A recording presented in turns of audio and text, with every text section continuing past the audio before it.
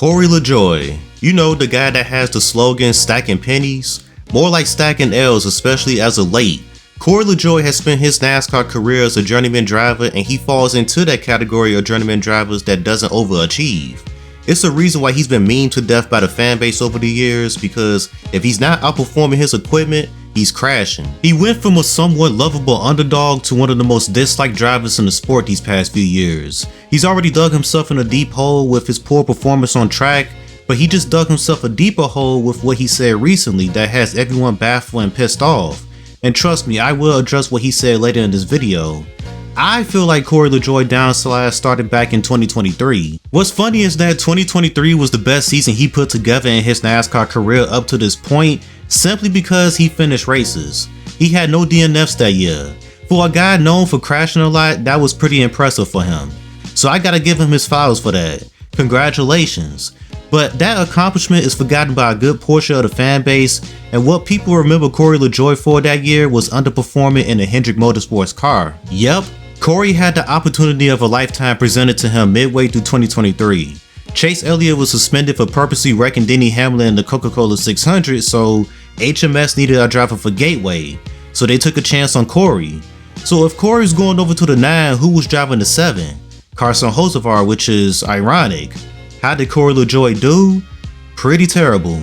He ran the 30s for most of the day, and even throughout that weekend he was making mistakes in practice and qualifying, and you could just tell he was nervous because this was his big break. Now Hendrick hasn't been the best at Gateway, it's actually one of their worst tracks, but they don't run 30th on pure pace, and that's what LaJoie proceeded to do. To add to the embarrassment, he not only ran like shit in the Hendrick Motorsports car, but Carson Hocevar was outperforming him in Corey's car, which was the Spire 7. This is a guy that hadn't sat in the Cup car before and didn't have a whole lot of time to prepare, just like Corey, and still outperformed him. Carson was up to 17th at one point but had a brake failure and his day came to an end. This is when the perception of Corey LaJoie started to shift to the negative side. And what makes this a little sad but funny at the same time is I remember Corey bringing up that he wrote a letter to Rick Hendrick a few years back, basically hoping Rick Hendrick would take a chance on him one day. And well, it wasn't a full-time shot, but Rick did give him that opportunity and he failed. So if Corey LaJoie ends up writing another letter to Rick Hendrick, Rick will probably ball that shit up and toss it to the side. 2024 gets here, and guess what, Corey? You're getting a teammate over at Spire. The guy that outperformed you in lesser equipment at Gateway, Carson Hocevar, who has shown in general that he's pretty damn good and will most likely be a superstar in this sport in the future. I remember when this was announced, I had a video called 10 drivers who needed to step their game up going into the 2024 season, and Corey LaJoie was on that list because he couldn't let a rookie show him up. Not to mention, Spire was making huge investments to get better. No more running 30th, he needed to run 10 to 12 spots better than that. He went on to finish 33rd in points while Carson Hocevar finished 21st in points. I mean, Carson pretty much beat him in every statistical category that year. Then you factor in just how much of a weapon Corey was on track in 2024. He wrecked Kyle Busch at Pocono. He proceeded to wreck him again at Watkins Glen. He damn near LePage the field in the Daytona night race. Like, what the fuck? Corey LaJoie is not good under pressure.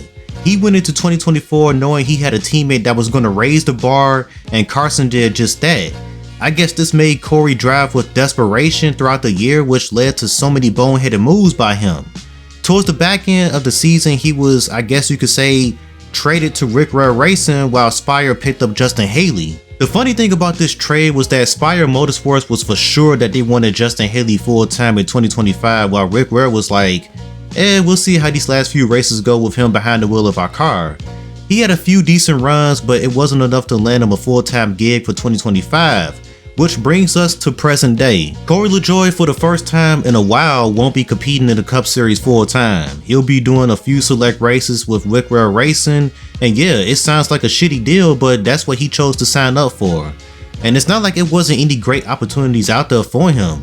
He revealed recently that he turned down the 19 Bill McAnally racing truck, the truck that went to victory lane 4 times in 2024 and was in the championship 4 with Christian Ekins. Once again, what the fuck?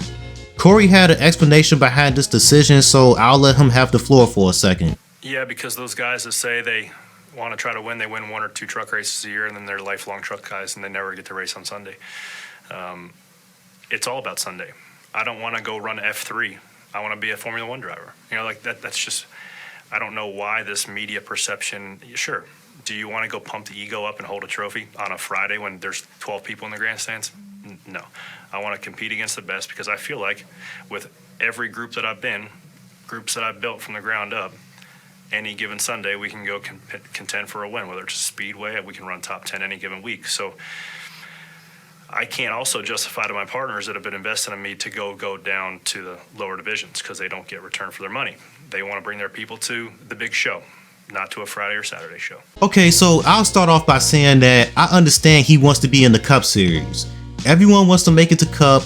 It's the premier series, and not only you want to be in Cup, but you want to win in the Cup Series. That's the dream.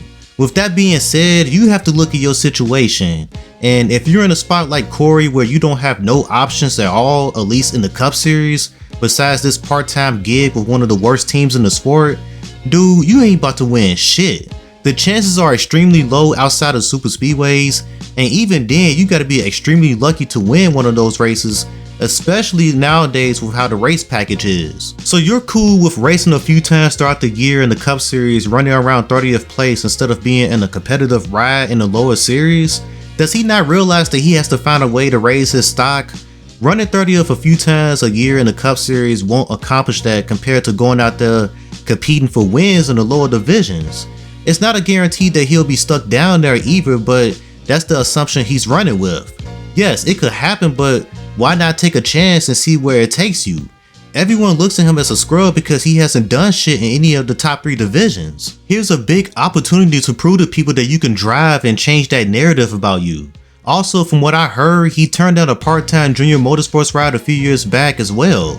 You can't be picky, especially in a sport like this. If great opportunities come along, you gotta take them, because if not, you're gonna be out of the sport just like that, unless of course you got fat pockets. And Corey is the last driver that should be picky when he has a resume like this. Who the hell does he think he is? A journeyman driver that's underperforming everything he sat in and crashes a lot.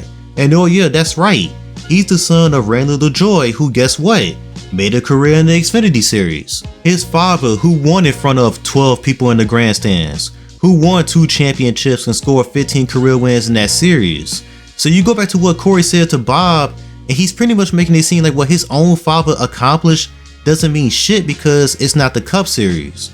Randy LaJoie isn't the first NASCAR driver that's going to pop in your mind, but he is remembered. And he's remembered as a winner in NASCAR, a champion in NASCAR. Corey LaJoie, on the other hand, is headed down a path where he's going to be remembered as a scrub in NASCAR. Man, his comments in that interview just came off so bad and could have been worded better. He's also disrespecting drivers that's made a career in the lower divisions. You talking shit to guys like Ryan Hornaday, Matt Crafton, Justin Allgaier, Jack Spray, just to name a few. Guys that are and will be in the NASCAR Hall of Fame. The comments he made not only didn't sit well with the fans, but also team owners who threw some shade at Corey LaJoie, like Josh Rayom and Tommy Joe Martins, who are owners in the lower divisions. It's not like the Xfinity and trucks are divisions that aren't relevant at all. Trucks, and especially the Xfinity series, gets pretty solid viewership for the most part. Corey LaJoie got opportunities in the lower divisions and viewed it as a demotion instead of a golden opportunity. He talks about his sponsors not getting a return on investment and wanting to be in the big show on Sunday. Well, your sponsors aren't about to see you nowhere near at the front on Sundays because the team you driving for sucks, not to mention y'all aren't full time. Maybe they should invest in a full-time team that actually run towards the front on Sundays. I don't see Corey driving anything in NASCAR in about 3 years. I think he's going to become a full-blown media guy if anything, and honestly, he's fit for the job because I will admit, Corey is good in front of the camera. He's already going to be doing pre-race for Amazon NASCAR coverage starting this year, so if this racing thing doesn't go in the right direction soon, I could see that being his full-time gig down the road. I don't want to hear any more poor me stories from Corey LaJoie going forward because you're the one that made your bed. You underperforming everything you sat in while also tearing up a ton of equipment. You had the opportunity from Hendrick Motorsports to prove yourself and you failed. You got smoked by your rookie teammate in every statistical category in 2024. You had opportunities given to you in the lower divisions that could have elevated your stock and probably would have been a career changer, but you turned them down. You just disrespected everyone that has made a career in the lower divisions which is probably going to cost you great opportunities in the future. Your lackluster NASCAR career is on you. You can't blame anybody for where you're at in your current NASCAR career because you screwed yourself.